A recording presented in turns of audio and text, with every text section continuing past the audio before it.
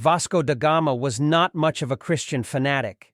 In fact, he knew little about Christianity or its divinities. As K.M. Panikkar writes in the Malabar and the Portuguese, PD 180-190, Vasco da Gama actually mistook a Kali temple for a church dedicated to the Virgin Mary and prayed there with solemnity. Of course, Franciscan friars accompanied him. However, they had little idea that India was Hindu.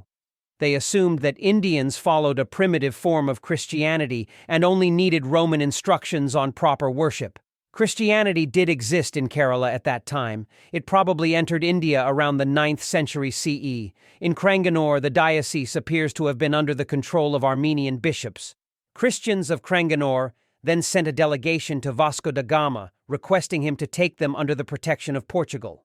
Panikkar writes, "The Christians of the Syrian Church had been treated generously by Hindu rulers who had allowed them to live without molestation or interference.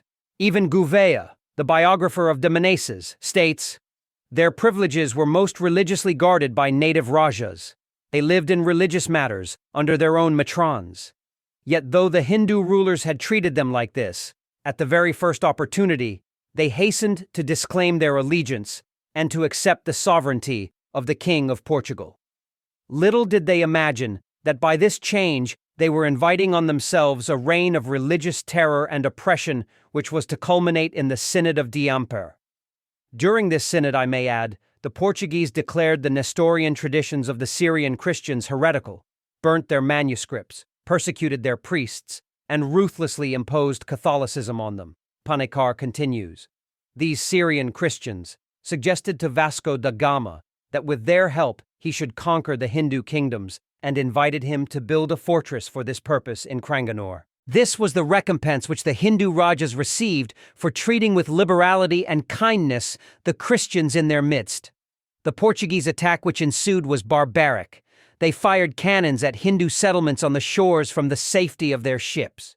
Nobody could have anticipated such a barbaric attack. The terror and the decimation which ensued would have numbed the Hindus. Yet few Syrian Christians today are even aware of this act of treason by their ancestors. Syrian Christians, in fact, are culturally closer to Hindus. They don't indulge in proselytism. They are quite a contrast to the uncouth, uncultured, brainwashed converts of Tamil Nadu or Andhra, who have no cultural pride at all. Syrian Christians, on the other hand, are proud of their culture, and justifiably.